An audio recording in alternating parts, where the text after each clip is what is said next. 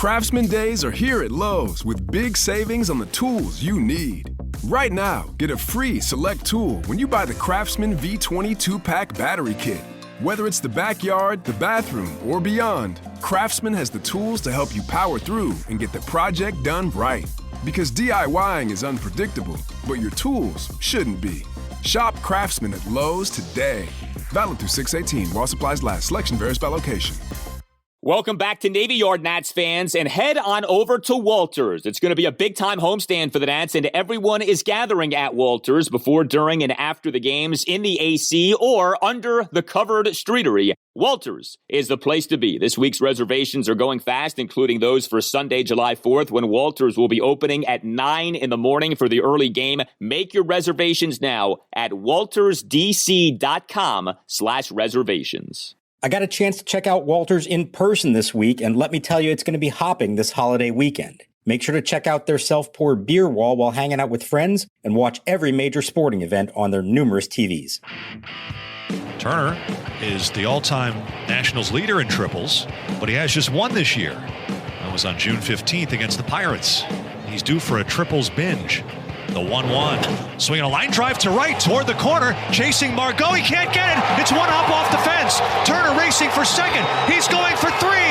The relay throw from Brasso. The head first dive. He is safe. And Turner is hit for the cycle on his birthday. And this crowd knows it. And they salute Turner with a standing ovation. Look at the bench, Dave. Look at the bench. The dugout. Hustle triple, that's a double for any other human being. But Trea Turner legs out the triple, his second of the year, and his third career cycle. And welcome to Nats Chat for Thursday, July 1st, 2021. Bobby Bonilla Day. Happy Bobby Bonilla Day to you and yours, along with Nationals insider Mark Zuckerman of MASNsports.com. I'm Al Galdi, host of the Al Galdi podcast. The Nationals are 2 games above 500 for the first time since the 2019 season, a 15-6 smashing of the Tampa Bay Rays at Nationals Park on Wednesday to complete a 2-game sweep. The Nats now are 40-38. They have begun this brutal 7-game homestand 3-0. The Nats have won 14 of 17, and the offense is alive. 15 runs on 18 hits and 6 walks, 10 of 17 with runners in scoring position. The Nats, in the midst of this 4-game winning streak, have outscored opposing teams 30-14 and totaled 13 home runs. I don't know if we can say that the offense has been fixed, but we can say that the offense, like the team, is on fire. This is some kind of run that the Nats are on, Mark. Happy Bobby Bonilla Day to you, Al, if you celebrate that. If July 1st is Bobby Bonilla Day, I'm going to petition that June 30th should forever be Trea Turner Day, because not only is it his birthday, but it's also the day in which he hit for the cycle for the 3rd time in his career, matching the major league record. And so if Trea Turner has earned a day on the calendar, I think that June 30th is worthy of that designation, because a lot of stuff happened in this game. Obviously, we're going to get to it all. But above all else, Trea Turner hit for the cycle again for the 3rd time in 5 years. He hit for the cycle. He just turned 28. Nobody's ever done it 4 times in their career. I'm going to go out on a limb here and say he's going to do it again, because he's going to give himself plenty of opportunities before this is all said and done. Well, and I think when we write Trea Turner Day, we should spell day D-E-A, because we spell Trea T-R-E-A, and that's the way that should officially be from this point moving forward in perpetuity. So yes, happy Trea Turner Day on June 30th, as we are in the midst of Bobby Bonilla Day on this July 1st. It was something else. And, it's so funny, right? Kyle Schwarber is hitting home runs like crazy. The Nats on Wednesday score 15 runs, and Kyle Schwarber does next to nothing. Go figure. That's the way these things go. Kyle Schwarber strikes out 3 times. He goes 0 for 4, did have a walk, did have a hit by pitch, but it was basically a non-factor, and yet still, the Nats scored 15 runs. Man, did you have some infrequent home run hitters hitting homers in this game? We'll get to those guys as the conversation progresses. But no doubt, Trea Turner was the man in this game on Wednesday. What a job. Like you said, it was his birthday, and he hits for the cycle. 4 for 4, homer, triple, double, single, 2 stolen bases,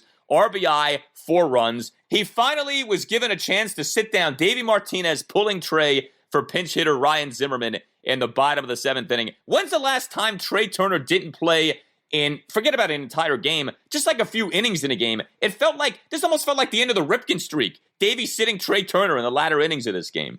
Well, unfortunately, Al, the reason that he did that is because he jammed his finger on the slide into third base, left middle finger, and he's day-to-day.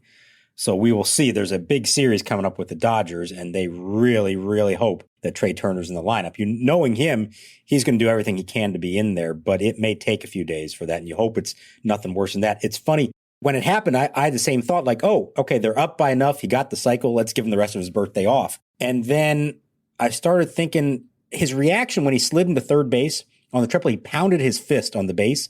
And I thought that was out of celebration. And maybe it was to some extent, but I think he also knew that it hurt. And again, you hope it's nothing more serious than just a jammed finger. Obviously, here's a guy who's had finger issues in his career with injuries. So we'll see on Thursday. I wouldn't be shocked if he needs a day or two off. Hopefully not, given who they're going to be facing. But that didn't put a complete damper on the afternoon, because that's still a remarkable thing that he did. And I mean, I don't know about you, but typically when there's a hitter who's a triple shy of the cycle, I don't even think about it, because nobody's getting the triple except for Trea Turner. When it's him, I do look for it. And the moment the ball left his bat, I thought he's going for it. I mean, I don't know if he's going to make it, but he's going for it. And he did. The helmet was flying. He's racing to third. It was a close play, but he got in there, and just an amazing thing to see a guy who, I know he says it's luck. It's a matter of, getting pitches in the zone and, just kind of getting lucky. I've said in the past that I think cycles are a little bit lucky. Obviously, you got to, hit the ball well, which takes skill and whatnot, but just hitting the right hits at the right time is a little bit of luck. So got lucky today. But you have to have a certain set of skills to be able to do this. And there's a reason so few have done it multiple times, because it takes that combination of speed, of power, and just the ability to put the bat on the ball enough to do that 4 times in one game. I think he's selling himself short. I think this is a significant accomplishment for him. Well, I think also, if you look at the frequency with which players hit for the cycle, you could argue it's more of a special achievement than throwing a no-hitter. And yet it never gets celebrated that way. But, it is a big deal to hit for the cycle. It's not something people do often. Like, the fact that Trea Turner is just the 5th guy in Major League history to hit for the cycle 3 times. That's it. That says a lot about how hard of a thing it is to do. And he goes out and he does it. It's interesting you bring up him slapping the third base bag, because I remember him doing that, and I thought the same thing, that was done in celebration. And on the MASN telecast, when Trea got removed, it was totally framed as, well, they're giving him rest. So that's interesting. So this was in no way about rest. This was Trea. He hurt the finger, and it was bad enough to where Davey said, we got to get you out of the game. Otherwise, Trea would have stayed in the game, huh? I guess. I mean, you never know for sure. I mean, they were up by a comfortable amount, but not, it wasn't at that point the 10-run lead or whatever it wound up being. So maybe they would have left him in. Now, since we're already on the subject, Juan Soto and Jordy Mercer also had to come out of the game. Soto cramped up his hamstring on his last at bat, that fly ball to the warning track. You could see him grab it. I was told that he's actually fine. Shouldn't be a big deal. He'll be good to go most likely on Thursday. Mercer cramped up his quadricep, and they're still waiting to see day-to-day with him. But this was a brutally hot and humid day. 95 degrees at first pitch, heat index over 100. The game took over 3.5 hours, in part because of your Tampa Bay Rays, Al, and their brilliant pitching strategy. How'd that work out for them in this one with the opener and everything that came after it? That was a long, rough day at the ballpark, and it's maybe not that surprising that at least in those 2 cases of Soto and Mercer that they cramped up, that there were some issues. And Trea's wasn't the result of the heat, but you're crossing your fingers hoping all these things are not serious, because that could have put a pretty big damper on this game. Yes, I will not let that jab just pass unresponded to. First of all, Jon Lester had a little bit to do with that game taking forever. And I will take my Rays and their 47-34 record and plus 75 run differential. Thank you very much. They were not very good on this Wednesday. That's for sure. But no doubt, the game was brutally long. I know everyone talks about pace of play. Maybe I'm on an island on this. I do think the bigger issue is the lengths of these games. And this game on Wednesday, my God, man. I mean, help us, please, okay? 3.5 hours to get this thing in. Again, how many people have time to sit and watch all of these games with how long they take? But anyway, the Nats are winning. That's what matters the most. And with Trea Turner and the cycle, he's back to hitting for power now. This had been a thing, right? He had not homered in forever. Well, here we are now. He hits that 2-out first pitch solo homer to right center in the bottom of the 4th. That's his third homer in 4 games. He had hit just 1 home run since the start of games on May 18th. Now, all of a sudden, he's hit 3 home runs in 4 games. He's had himself some doubles here. He obviously had the triple in this game on Wednesday. So, whatever slump Trey was in or whatever kind of funk he was in terms of not hitting for power, that certainly seems to have gone bye-bye here. The Trea Turner who we saw kill it earlier in this season has very much been on display here over these last few games. Yeah, he's on fire again. Like you said, 3 out of 4 with the homer, and a couple have been to the opposite field, which, as I said, after the first one is a really good sign for that. The double was ripped down the line. He also stole 2 bases in this game. I don't know. I didn't see if anybody looked this one up. Has anyone ever hit for the cycle and stolen 2 bases in the same game? This was everything you could ask for a guy in one game, and he did it in 6 innings before coming out. That's a truly remarkable individual performance there, and he's doing it at a great time because we know that Schwarber's not going to keep this up forever. They do need Trea Turner and Juan Soto to start carrying the load a little bit more, especially in the power department, and we are starting to see signs from both of them that they can do that. Yeah, your slash line now for Trea Turner on the year, batting average 318, on base percentage 367, slugging percentage 513. Terrific season being put forth by Trea Turner. But the Nats scored 15 runs. It wasn't just Trea Turner on his birthday hitting for the cycle. That was the guy responsible for all of this. Juan Soto had himself a good game. 3 for 5 with 3 singles, a walk, and a stolen base. Josh Bell had himself a good game. 2 for 3 with a couple of singles and a couple of walks. I tell you, Josh Bell seems to be in a very good place right now. I think we would like to see him maybe hit for a little more power, but he is looking confident at the plate. He continues to have this thing of when he's down in counts, especially with 2 strikes, he does well. He had that 1-out ribby single on an 0-2 pitch in the Nats' 4-run third. He drew a couple of walks in this game. You really have to like where Josh Bell is at right now. And you really have to like where Starlin Castro. Wait, I'm sorry. What did you just say? Who did you just say? I said it. You have to like where Starlin Castro is at right now. He is alive, people. He is capable, people. We're seeing it here.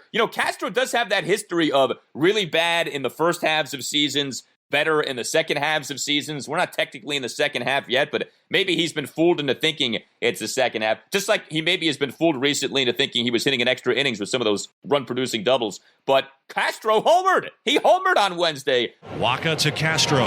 Swinging a high drive, right center field. Well hit. Kiermaier going back, looking up, and there it goes. A 2-out, 2-run homer on an 0-2 pitch in that Nats 3-run 6. He went 2 for 4 with the homer, a 2-run single, and a walk. I mean, everyone was getting on the act. Jordy Mercer hit a home run in this game. This was a festive day at Nationals Park. So in the last couple of days, we have seen Starlin Castro, Jordy Mercer, and Victor Robles all homer. I know. That's a trifecta. What kind of odds could you have gotten on all 3 of those guys homering in a couple of days? Castro is looking much better. That homer was a bomb to center field. I mean, really well struck. The 2-run single was really good in the 3rd inning. They drew a walk as well.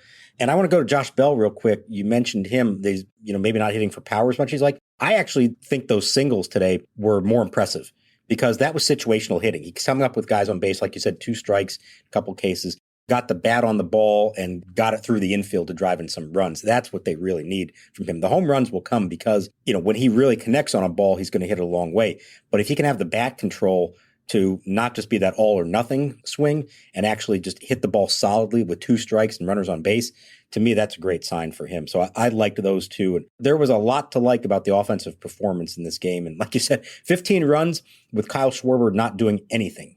That's what's so bizarre, and that's what makes you feel so good about where the Nats are right now. Look, I still am not ready to say, the offense has arrived and all of the offensive struggles for so much of this season are a distant memory at this point. But clearly, you have to like the way that this thing is trending, and that the Nats, they're hitting all these home runs, which is great to see.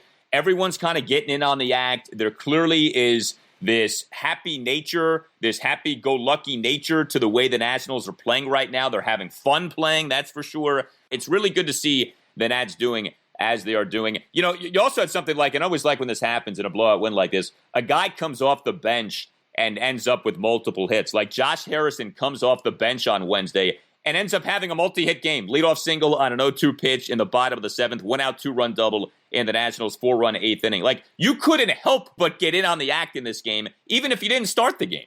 There was a moment you thought it was going to be a grand slam. He was up with the bases loaded and a chance for them just to completely blow this one out of the water. I think they had at least 4 at-bats with the bases loaded in this game and got 2 hits. So there you go, another one for the Nationals. Castro's first 2-run single came with the bases loaded. Harrison's double came with the bases loaded. Good signs all there. Yan Gomes, an RBI single, another hit. We said Soto. I mean, Parra didn't really do much, but they didn't need it on this day. Good stuff all around. We talked about it, I don't know, a week ago or so. I said, as the weather starts to heat up here, this has happened every year. They start to drive the ball. It starts to carry. And we're seeing that. Now, it's going to cool off a little bit this weekend. It's going to be rainy. We'll see what happens there. And then they close the first half in San Diego and San Francisco, where the ball is not going to travel, especially at night. So let's see, can they keep this up out there? That might be the indicator of if they're just taking advantage of hot East Coast summer weather, or if they really are putting together some good at-bats, if they can do it out there in the marine layer on California. And they're beating good teams, which had not always been the case here this season. When the Nats were struggling, a lot of the wins came against who, right? The Pirates and the Marlins and the Diamondbacks and the Orioles. And there really was this concern, I thought, of, man, can the Nats hang with the big boys? They're not only hanging with the big boys, the Nats are beating the big boys. You know, we kind of initially saw this with that 4-game split with San Francisco at Nationals Park a few weeks ago. But since then, you take 3 or 4 from the Mets at Nationals Park. You sweep the 2-game series at the Philadelphia Phillies. You take that makeup game from the Mets on Monday night at Nats Park. Now you sweep 2 games from the Tampa Bay Rays. I mean, that's no small feat. The Rays are a really good, shrewd team, and the Nats took it to them over these last 2 games. That's got to up the confidence in this team with this gauntlet that the Nats are trying to run going into the All-Star break. And now it really comes, right? 4 games against the Dodgers, 4 games at the Padres, 3 games at the Giants. Why can't the Nats go out and win each of these remaining series before the All-Star break? Like, it's not going to be easy, but you don't laugh at that suggestion at this point with the way the Nats are going right now. Yeah, absolutely. So let's look at how they've done this season now against some of the better competition. Against the Mets, they're 5-3, but they've won 4 of their last 5 against them. Against the Rays, 3-1 to end their season series. Giants, 2-2, but we felt like they played well. They looked like they held up with them. The Dodgers swept them way back in early April. That was not the complete Nationals roster at that point. They were just starting to get a few guys back from the COVID list, so they clearly were not at 100%. Let's see now this weekend how they stack up with them. And then, of course, the Padres. But they are at minimum holding their own against elite competition and in some cases thriving against them. I don't think they take the field right now and feel inferior to anybody. Maybe by the end of the weekend when they've faced the Dodgers 4 times, maybe they'll feel a little differently about that. But I think right now they're feeling as confident as they can, no matter who they're playing. And oh, by the way, the Nationals now have a positive run differential. Hey. We talked about how the Nats had not been 2 games above 500 since 2019. I don't know when this was the last time the Nats had a positive run differential. They obviously had it at some point this year because they were 1-0. But, man, it had been forever. I mean, the Nats had been in that double-digit territory in terms of negative run differential for the longest time. +2 now are the Nats on the season in the run differential department. So great to see that. All right, so we have all had that dream. Tie game, bottom of the 9th, bases loaded. Well, on FanDuel Sportsbook, you get more than just one shot to swing for the fences. That's because FanDuel is letting you place your first bet risk-free. You heard that right. New users get up to $1,000 back in side credit if your first bet doesn't win. And it only gets better from there. Once you have an account, you'll have access to same-game parlay insurance all season long. That's up to $25 back in side credit each day if your same-game parlay bet falls one leg short. This way you can combine multiple baseball bets for an even bigger win. There's a reason that FanDuel Sportsbook is America's #1 sportsbook. The app is simple to use. It's got great odds on all different betting markets, unique fun bet types like same-game parlay and always-on promotions to let you get more action out of every game day. And when you win, FanDuel will pay you your winnings in as little as 24 hours. All you have to do is download the FanDuel Sportsbook app and sign up with promo code CHAT to get in on the action. That's FanDuel Sportsbook, Promo code CHAT, and games on Thursday afternoon include the Minnesota Twins at the Chicago White Sox at 2:10. Battle of two good pitchers, Jose Barrios, who has an ERA of 3.41, and Carlos Rodon, who has an ERA of 2.06. Take the under. 21 plus and present, Colorado, Iowa, Illinois, Indiana, Michigan, New Jersey, Pennsylvania, Tennessee, or West Virginia. First online real money wager, only for risk-free bet. Refund issued as non-withdrawable site. Credit that expires in 7 days. Restrictions apply. See terms at sportsbook.fanduel.com. Gambling problem? Call 1-800-522-4700 in Colorado. 1-800-BETS-OFF in Iowa. 1-800-9-WITH in Indiana. 1-800-270-7117 for confidential help in Michigan. 1-800-GAMBLER, New Jersey, Pennsylvania, Illinois, Virginia, Tennessee. 1-800-889-9789. Or in West Virginia, visit www.1800gambler.net. The bases loaded this year. The Rays have hit .333. They have hit 3 slams. The pitch swung on and popped up. Playable shallow right. Mercer out. Soto coming in. Soto moving in to his right. Makes a one-handed grab, and the inning is over. Jon Lester walks the tightrope, and a little Houdini act. He gets to the other side. Well, the Nats scored 15 runs on Wednesday, and they needed to score a bunch of runs because Jon Lester was not good for a second consecutive start. Jon Lester coming off having been ravaged in his previous outing, that 11-2 loss at Miami last Friday night, 7 runs in 2 1/3 innings, was not much better in this game on Wednesday. 5 runs in 5 innings. It was another one of these Lester outings, too, in which he just didn't have it, and he sure didn't seem to have it from the get-go. Like, this wasn't like he started off well and then things fell apart. This was, he didn't look good from the get-go here. And the fact that he actually ended up lasting 5 innings is almost like a minor miracle. I guess maybe you give him some credit for that, but geez, it was not pretty. Gives up 7 hits, including 2 homers, a double, and 4 singles. He issues 2 walks. He has just 3 strikeouts. He throws 54 strikes versus 42 balls. Another one of these games in which the strikes to balls ratio is nearly 1-to-1. And Jon Lester, who just 2 outings ago had an ERA under 4 on the season, now has an ERA of 5.34 over 12 starts this season to go with a whip of 155. It was rough. It could have been worse. That's true. And the Nats did win, and that's what matters. But it's getting concerning here with Jon Lester. So I didn't think he had any chance to get through the 5th inning in this game. I thought by about the 2nd that he was teetering on the brink there, and I was looking for the bullpen to get up and running. And some credit to him for getting through the 5th. That last inning, 1-2-3 inning, I think a lot of people were surprised when he hit for himself to be able to take the mound again. But I think that's also a reflection of the state of the bullpen, which was not in great shape going into this game. Fortunately, they were ahead by so much that it didn't really come into play. But you mentioned the ball and strike count. That's what's upsetting him the most. He's really down on himself for being behind in the count consistently, batter after batter. And he says, if they're going to beat me, I want them to hit the ball early in the count. He feels like he's just wasting these pitches, and it's preventing him from having any chance to go deep in games. And he doesn't know why this is, why he's nibbling around like that, why he's just not throwing enough pitches over the plate. But it has consistently been a problem for him. Falling behind 1-0, 2-0, 2-1, puts him into bad counts, ends up creating these long at-bats, these long, drawn-out innings that are contributing to those long time of games. And he's been fortunate at times to get through it. The last couple times out, he has not been as fortunate. The good news, if there is something there, is that his velocity is up. He was throwing 92, 93, and he was actually pretty pleased with that. And he said, physically, he feels good. So he said there's no more like building himself up. There's no more, this is still the early stages for him of trying to come back and get going this season. No, he's there physically. It's a matter of him not executing pitches. And he better have that figured out here at some point, because eventually we'd like to believe the Nationals are going to have a healthy rotation and somebody's going to be the odd man out.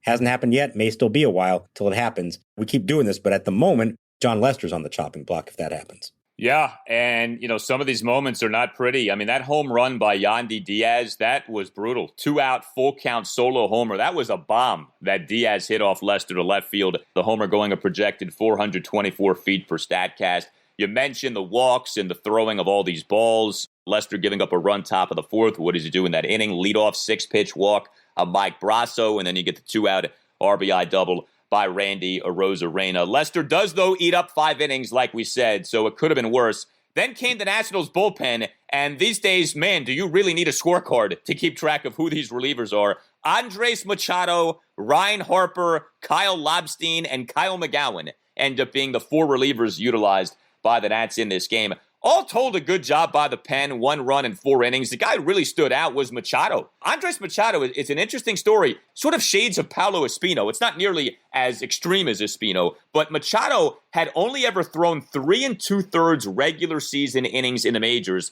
and those innings came all the way back in 2017 with the Kansas City Royals. So here he is pitching in the majors for the first time in 4 years on Wednesday, and he throws 2 perfect innings with 3 strikeouts in his Nats debut. Strikes out Wander Franco on 4 pitches for the 3rd out in the top of the 7th. So great job by Machado. Ryan Harper tossed a scoreless top of the 8th. That was good. What bothered you was Kyle Lobstein, all right, your guy coming in, the lefty, in the top of the 9th inning. It's 15-5. And he can't end the freaking game, okay? We talked about the length of this game, 3 hours, 37 minutes. I mean, I know it's Kyle Lobstein, but bro, can you just throw strikes and end the darn thing? And instead, Lobstein comes in, does strike out the first batter he faces, but then gives up a 1-out walk followed by a 1-out single. Davey Martinez has to pull Lobstein. Lobstein came in with a 10-run lead. McGowan comes in, gets the final 2 outs of the game, although even McGowan had some issues, allowing an inherited runner to score on a 2-out ribby single by Franco. Look, I mean, I don't think any of this matters, but man, that 9th inning, you're like, geez, can we please just get the 3rd out and end the darn thing? That was painful. That was very painful, especially for those of us in the park sweating through that entire afternoon.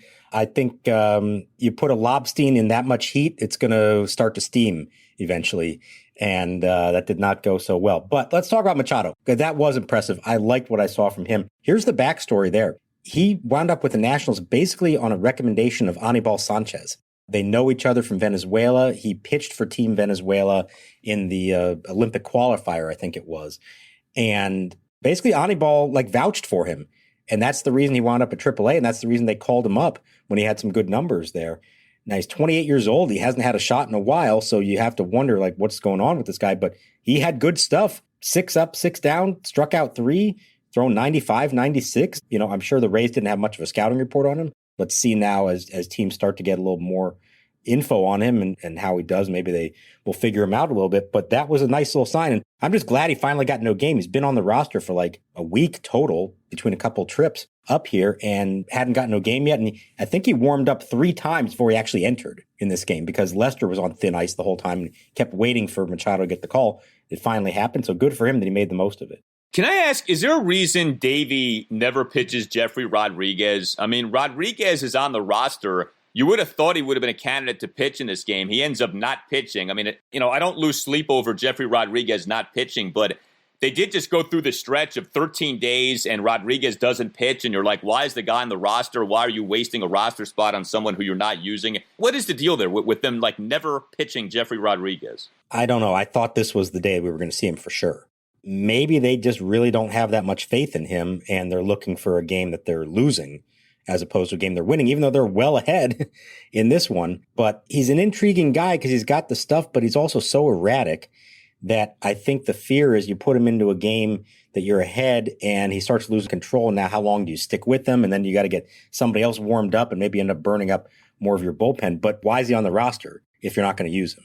And I mean, they've been going with 9 relievers for a long time now. And I know there have been times that they've maybe needed that many. I still feel like they'd be better off with another bench bat, especially given how banged up some of these guys are now. We'll see how long they go with this, but it is a little odd. I thought if ever there was a game he was going to come in, this was it, with Lester leaving early. Yeah, I mean, if you don't trust him in a game in which you're ultimately up at one point by 10 runs, I mean, what exactly are we doing here with this guy on the roster? He's pitched twice since he got called up. He pitched on June 12th in a game against the Giants. He pitched on June 25th in a game at the Marlins. That's it. Why is he up here? And, it's not like he's been a complete mess. He struggled in that outing at the Marlins, but the game against the Giants, he was good, as you may recall. 4 scoreless innings in that game. So, it's 2 outings. If you don't trust him, don't have him on the team. You have plenty of other people you could call up.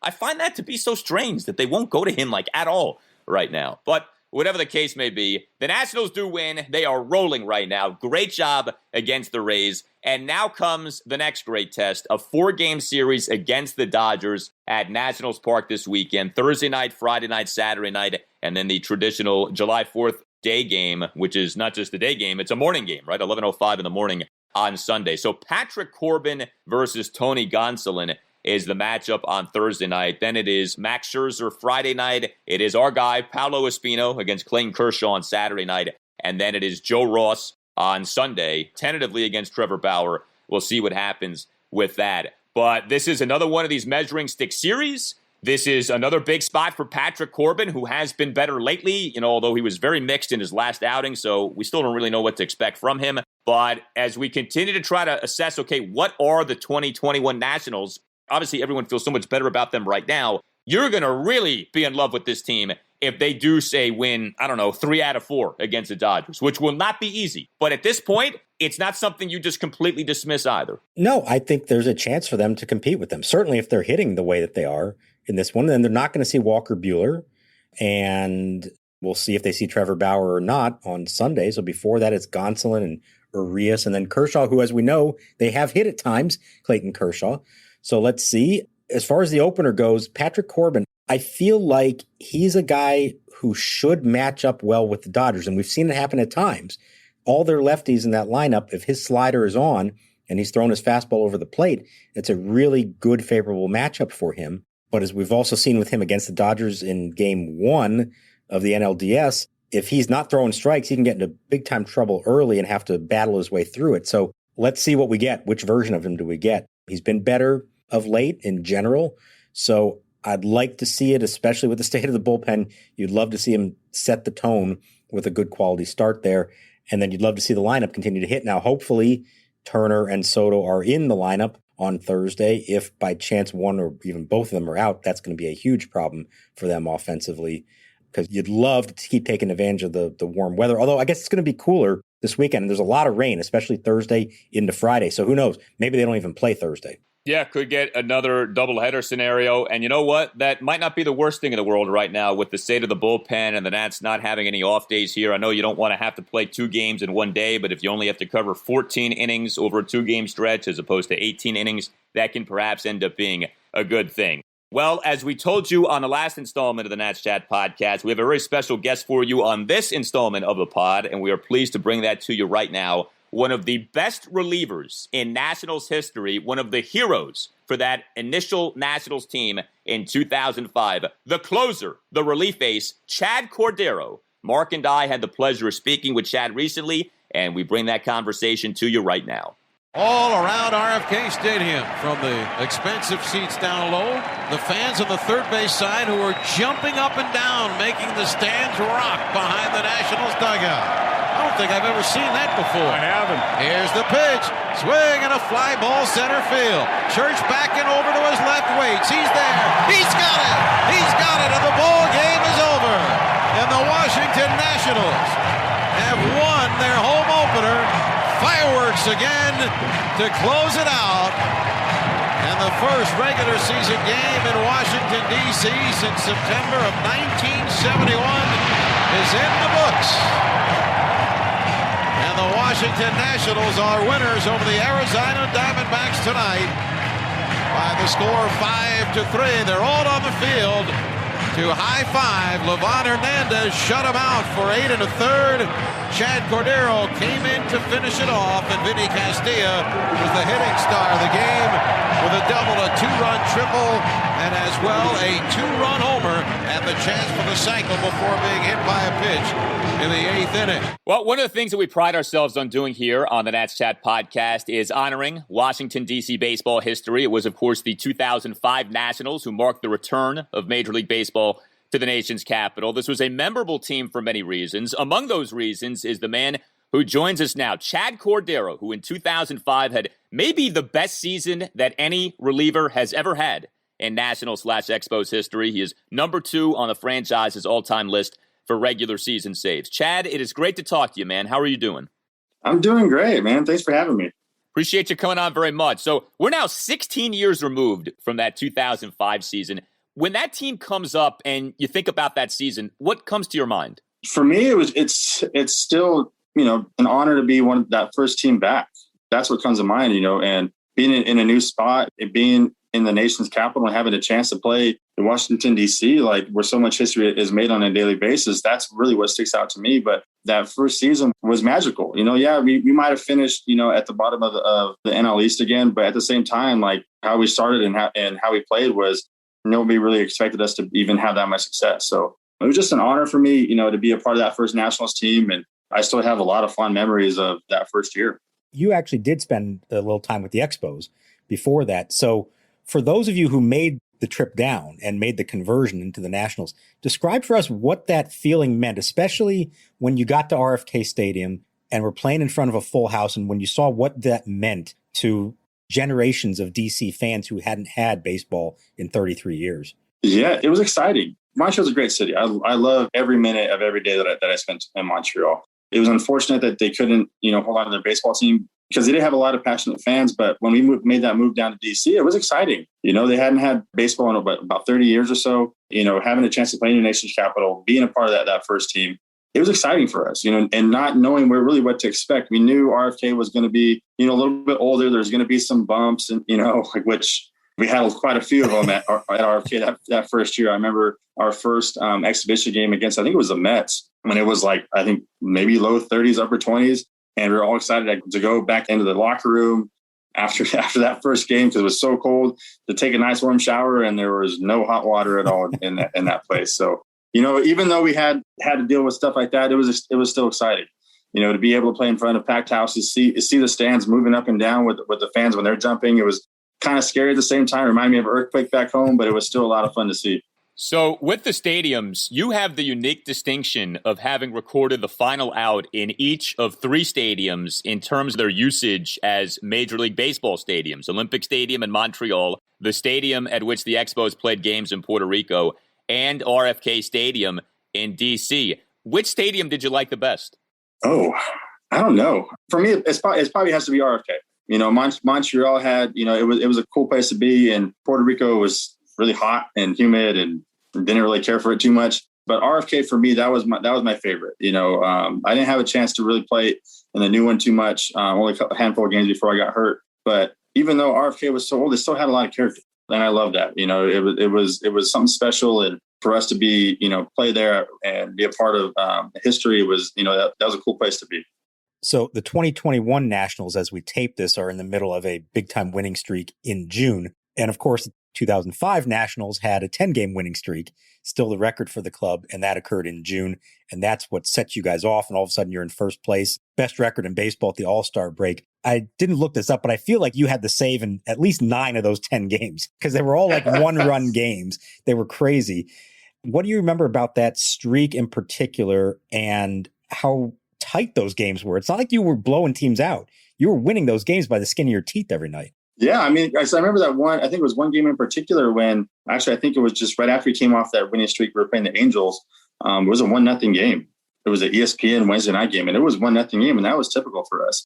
I think we had just come back from Texas, and where I think every game was close. But we knew for us, like we weren't going to score a whole lot of runs. We had a lot of veteran guys on the team who were in their twilight years as far as playing goes. Guys that understood we weren't going to get a whole lot of production out of those guys. So what we got was going to be great. And we just had, as pitchers, we had to go out there and do everything we can to hold them into as least amount of runs as possible. So, and we also too, what helped was we kind of fed off each other. Levo got us going. He had an amazing year that year, being one of the first All-Stars alongside myself.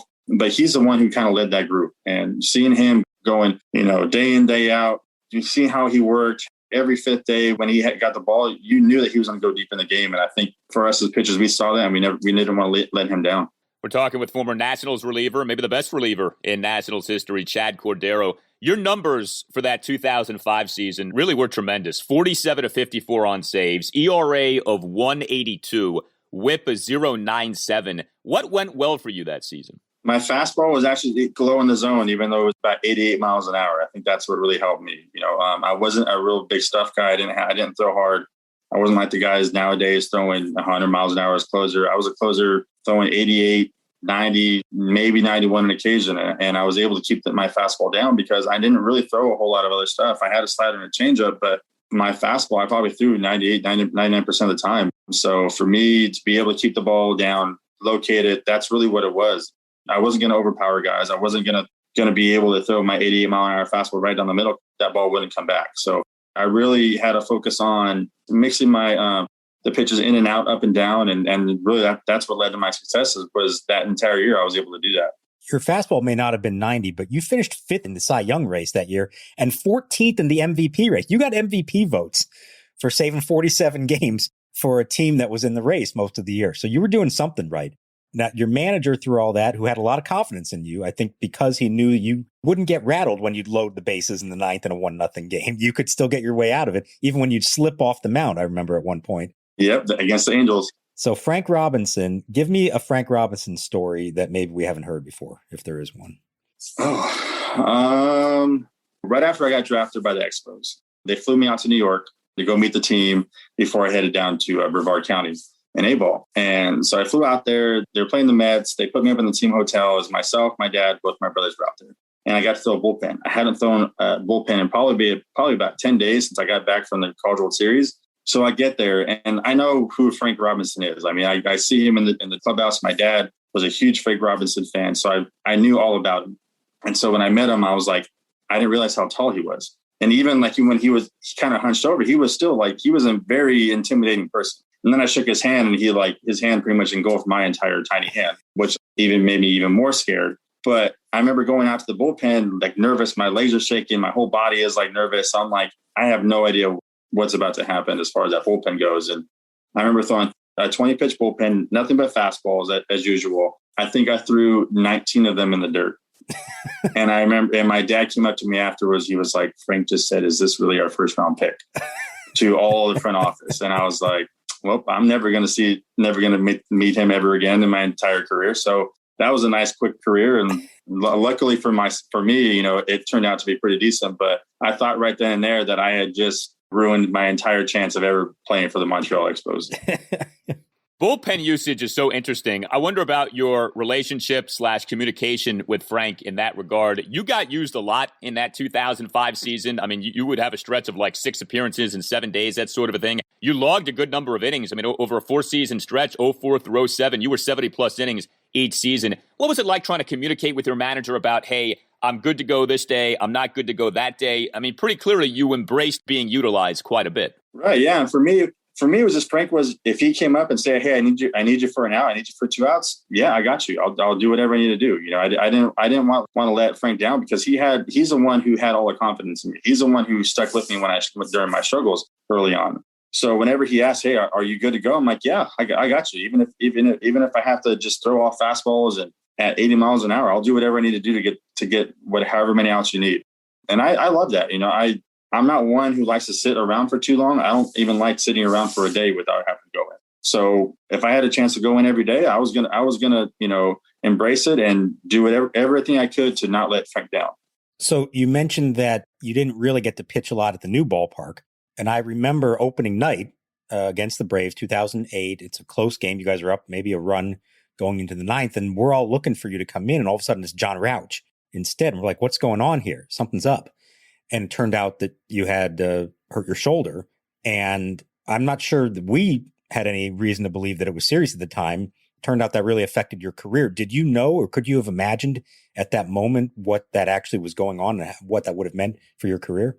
I had no idea. All I knew was before or during batting practice of that first game, I felt a sharp pain go from my shoulder down to my elbow. And I hadn't felt that before. I had never been on the DL. I had never been hurt in my entire career. So I really had no idea like what that meant. I had taken some kinesiology classes, so I kind of had an idea of what might have been, but still at the same time, I had no idea like how serious it was. And it turned out, I mean, I had the fraying of the labrum, a torn labrum, and a torn bicep. And then when I came back to pitch a couple of weeks later, I ended up tearing my lat as well. So at that time, I had no idea like how serious it was. I just felt a sharp pain, and I thought, okay, maybe I'll be going to DL for 2 weeks and come back, go down rehab, come back, and I'll be good to go. I never thought that it would be basically the kiss of death. You know, my career would never be the same. The art of being a closer is so interesting. You have done it. Where do you stand on the issue of the 9th inning versus other innings for relievers? Is the 9th inning truly different, or is getting 3 outs in an inning the same in a 7th or 8th inning as in the 9th inning? For me, It never changed, but a lot of guys make it a lot more difficult than what it needs to be. Yes, it's a ninth thing. You have to get those last 3 outs to secure your win. But at the same time, if you're a seventh inning guy, you still have to get those 3 outs before they tie or go ahead. It's the same thing as a ninth. But so I think a lot of guys end up putting a lot more pressure on themselves because it is the ninth inning. It is the last inning. You played all eight innings previously to get to that point, and now it's your job to secure that win. But for me, I never changed my mindset. No matter what inning I came in, I was a mop-up guy when I first came up. Then I was a setup man, and nothing changed for me. But a lot of guys, they put too much pressure on themselves because it is the ninth inning. Everybody's watching you. They're watching you. You have to do everything you can to secure that lead. And I think some guys, they don't know how to handle that pressure. And it does take a special person and someone who can forget really, easily and not get rattled too much. But at the same time, it is still pitching. You still have to get 3 outs, no matter what inning you're in. And that's why Frank trusted you. In spite of that first bullpen session, he learned that you wouldn't get rattled in the ninth inning once you got past that first time. So this franchise has gone through a lot, obviously, in 17 years now. They won a World Series, but they've been to the playoffs a lot of times. There's been a lot of star players and some pretty big name closers that have come here too. What does it mean to you that you still do have the most saves in club history? That's got to mean something to you. I'm honestly surprised. For the longest time, I thought Drew was going to end up breaking it. He's the guy that they had groomed to take over after I was done. And unfortunately, I got hurt. I never had a chance to play with him. But then Joel came in and did a heck of a job. But for the longest time, I thought Drew was going to come in and break it. And then I was kind of surprised when it didn't happen. So for it to still be 16 years later and me being at the top, I'm excited. I kind of like it. But at the same time, I'm like, is someone ever going to come up and break it? Like, that'd be great. I wouldn't be mad if it didn't, but I would like to see somebody do it because that means they have a stable closer. I think that's really what's been missing with the Nationals. They haven't really had anybody who's stable. They had, obviously, Sean did an amazing job for the short time he was there. And too bad that he wasn't able to work out something to come back. I thought he could have easily done it because he's very reliable. You know what you're going to get with him day in and day out. But I'm a little surprised and kind of happy it hasn't broken. But at the same time, I would like to see it. I mean, it's like I said, like they have a stable closer. And I think that's what they need, somebody like that. Well, and it's a credit to you because saves are obviously a team-dependent stat. If you're not on a very good team, you're not getting a lot of saves. You got a lot of saves, and let's be honest, you weren't on a bunch of great Nationals teams. So I think that says a lot about the job that you did. Do you stay in touch with any of your teammates from that 2005 team or, in that era of Nationals baseball? Not too much. I keep up with Dimitri every now and then. He's coaching a high school team out this way. So I've been keeping track of what he's going, touch base with him every now and then. Same with Joel, hand, keep track with him. Zach Day every now and then, but not too much. I mean, we're all kind of doing our own thing. But if we run into each other, it's like old times again. But I think with our schedules and Brian Schneider every now and then too, but not too much, not as much as I would have liked with everybody. But it's like I said, but when we get together, it's just, it's like old times again. So you and Schneider got to share a pretty big moment many years later before Game 3 of the World Series. Number one, what did you think when you were asked to throw out the first pitch for the first World Series game in D.C.? And then number two, were you more nervous for that or for the original bullpen session in front of Frank? Oh, I don't know. Probably the original bullpen session. Yeah. Even though the World Series one, like the minute I got off the plane, like I was acting like all cool and like I got this. And I remember like my friends and like my family and my fiance were like, you're just throwing a pitch. I'm like, it's a World Series. Like if I mess up, like I'm never going to show my face ever again. So I remember leading up to it, I was fine. And then the day of when we're flying out there and I'm like, my hands start to shake. And so like the entire time, even up until after I threw the pitch, my hand was shaking and my palm was like super sweaty. So I thought for the longest time that because my palm is sweaty, the ball was going to slip and it was going to be nowhere near Schneider. I mean, it was still up and in. I probably would have hit somebody in the head if it was somebody was hitting against me, but I was nervous. I was really nervous. So you weren't using any spider tack? Oh, no. That's one thing I am very proud of. I had never used. When you were pitching, was that a thing? Guys using, sticky stuff, pine tar, whatever it may be to get better grips on baseball? Or is this whole controversy something that's foreign to you? There's guys using some stuff. I don't know exactly what they were using, but there was guys using some stuff. It's just, I think it's like what a lot of players have said. That's been around for a long time. And I never used it. I'm proud of the fact that I never used it. For me, it didn't do anything for me. So I would go put up my 88 mile an hour fastball up against anybody, without anything. So, but there was stuff around back then. it's like anything, whether it's baseball, football, basketball, guys are always trying to find some way to get an advantage one way or another. In your later years here, you've gone into some coaching, I know, at the college level, also in the minor league level. What's that been like, and how have you found today's pitchers being receptive to your coaching advice? Well, I'm coaching softball now. So now I've gone away from baseball. I coached with Fullerton for a couple of years, and then I went coach with the Reds for 2 years. And it's a different game. It's different to see, guys are more worried about velocity than actually pitching. And with me, with my background of not throwing very hard and relying on pitching and not velocity, it's tough to watch sometimes too. Now I see guys, they're throwing hard, but they're throwing balls like right over the middle of the plate. They have no idea where it's going. Even in the Cardinal series, I was watching it.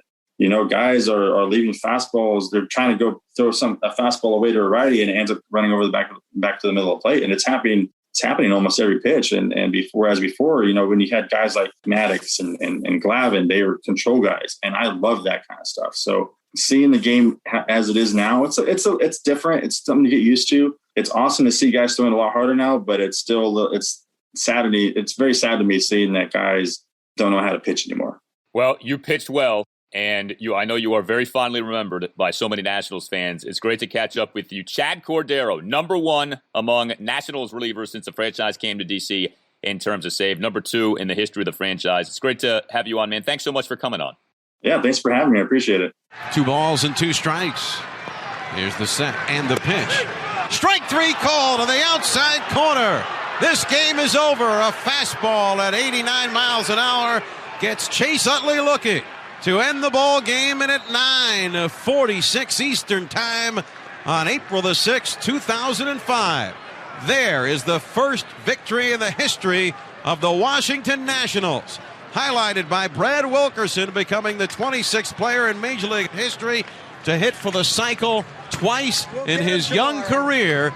Well, thanks to Chad Cordero for joining us here on the Nats Chat podcast. A lot of good stuff that Chad had to say. He is not shy when it comes to his opinion on the way guys pitch here in 2021. It's always kind of funny to me, Mark, how the pitchers of yesteryear are never in love with the pitchers of today, but that's just kind of how the cycle of life goes. But in doing that interview, I know for me, it really did make me appreciate the job that Cordero did. We had a conversation a few weeks back when the Nats were playing the Reds. I asked you, who is the best reliever in Nationals history? Because we talked about Sean Doolittle, and, there are other contenders for that. You could say Tyler Clippard, some might throw Drew Storen into the mix. Cordero is very much a part of that conversation with what he did in 2005 and what he did in the ensuing seasons. He, at times, I guess, can get forgotten because it did fade fast. He got injured and he was, basically never heard from again.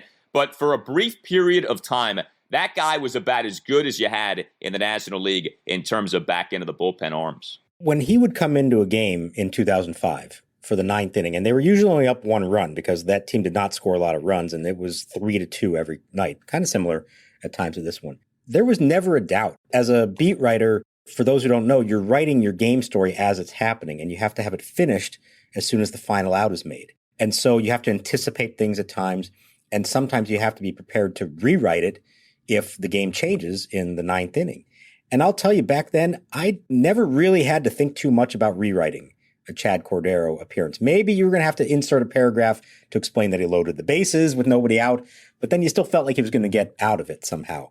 And what he had, because he didn't have great stuff, as we talked about, he barely hit 90 miles an hour, but he had command, kind of a little bit of Paolo Espino in him, and he had that quality that I don't know how you describe it, but it's what makes certain relievers thrive in the 9th inning and certain ones just not able to do it. It's that steel-faced, didn't matter how many runners on base, what the crowd is doing, who's at the plate. It was always the same with him. And he's just a really chill guy to begin with. And that really helped him on the mound in those spots. He was never fazed by any situation. And to me, that is what makes a great closer. It's not about the velocity. It's not about the stuff. It's not even about, we think of them sometimes as like crazy men. Sometimes it's the calmest ones who are best at it. And Chad Cordero was great at that. Yes, I think with all the things we can measure, one thing that you never hear talked about as being measured, but I think would be so interesting to measure, would be heart rate. And in times of high stress, high tension, are you able to literally keep your heart rate down and stay calm? Because we know some guys cannot do that. And the guys who I think thrive the most, especially in those high-pressure situations, are the people who, like, literally, I know this can sound kind of funny, but you keep your heart rate down, you control your breathing, like almost like a Lamaze class or something like that. But, like, I know in MMA, that's a big thing for UFC fighters. Right before a big fight, you got to control your breathing. Don't get all, like, anxious about what's happening. And I think the great closers can do something like that. And it would not shock me at all if, like, those are categories in which Chad Cordero excelled. The 2005 Nationals are so interesting. It's a team that started off 50-31 over the first 81, then went 31-50 over the remaining 81. And when we talk about run differential, the 2005 Nats are a fascinating case study because the run differential screamed during the Nationals' success in the first half of that season that this team is a house of cards, and this team isn't nearly as good as the record says. Understand, when the Nats that season were 50-31, I mean, 50-31, an awesome record, 19 games above 500, the run differential was +2, and the run differential was like a flashing neon sign saying, this isn't going to last, and this team isn't nearly as good as that record says, and sure enough, the Nats ended up falling in the second half of that season. But that team has nothing to be ashamed of. That was like a ragamuffin, a gang of misfits almost. Major League Baseball, right, had owned the team. The team had no business having any success, and yet it did. And it made things fun, and it obviously brought baseball back to D.C. And it's a team that I don't think any Nationals fan, any Washington, D.C. baseball fan will ever forget. And you know who knew what you just said? You know who knew it? Was Frank Robinson. He wouldn't say it publicly. He knew that was not going to last. He knew they didn't score enough runs. He knew the pitching was not going to hold up in the long term. And maybe if they'd been able to go out and make some bigger acquisitions, add more payroll, they were under MLB's role. They had a $50 million payroll that year. So they were not in a position to be adding big pieces. They traded for Preston Wilson and Mike Stanton and stuff like that. Frank knew it. And I think it hurt him because he knew that might have been his last chance to go to the playoffs as a manager. And as fun and as exciting as that first half was, he knew it was going to catch up to them eventually, and it did, and it made for a very disappointing second half. But, boy, I think most fans, and I think even the players from that team, don't really have any regrets about it because it was such a fun year.